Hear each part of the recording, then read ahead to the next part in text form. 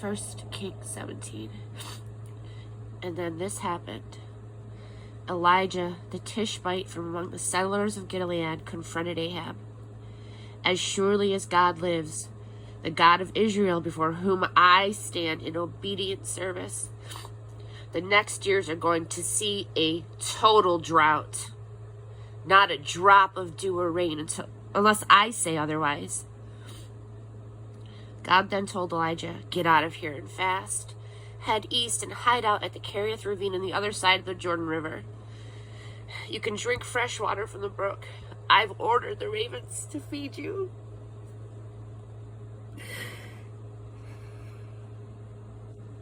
Elijah obeyed God's orders. He went and he camped at the Kerith Canyon on the other side of the Jordan. And sure enough, ravens brought him his meals, both breakfast and supper, and he drank from the brook. Eventually, the brook dried up because of the drought, and then God spoke to him, get up and go to Zarephath and Sidon and live there. I've instructed a woman who lives there, a widow, to feed you. So he got up and he went to Zarephath. As he came to the entrance of the village, he met a woman, a widow, gathering firewood. He asked her, please, would you bring me a little water in a jug? I need a drink.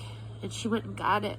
Or as she went to get it, he called out, and while you're at it, would you bring me something to eat? She said, I swear, as surely as your God lives, I don't have so much as a biscuit. I have a handful of flour in a jar and a little oil in a bottle. You found me scratching together just enough firewood to make a last meal for my son and me. After we eat it, we'll die.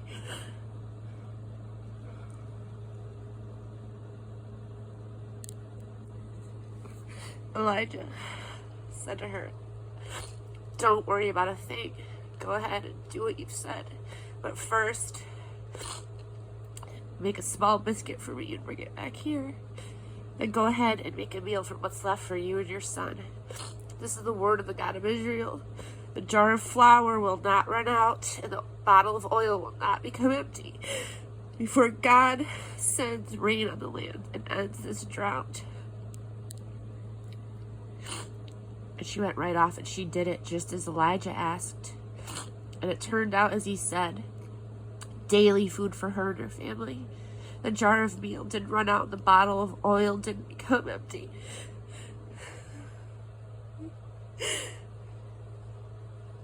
God's promise fulfilled to the letter exactly as Elijah had delivered it. Later on, the woman's son became sick.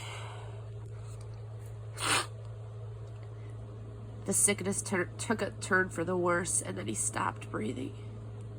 The woman said to Elijah, why did you ever show up here in the first place? A holy man, barging in, exposing my sins and killing my son. Elijah said, hand me your son. He then took him from her bosom. He carried him up to the loft where he was staying, and he laid him on his bed. And then he prayed, oh God, my God, why have you brought this terrible thing on this widow who has opened up her home to me? Why have you killed her son? 3 times. He stretched himself out full length on the boy, praying with all his might.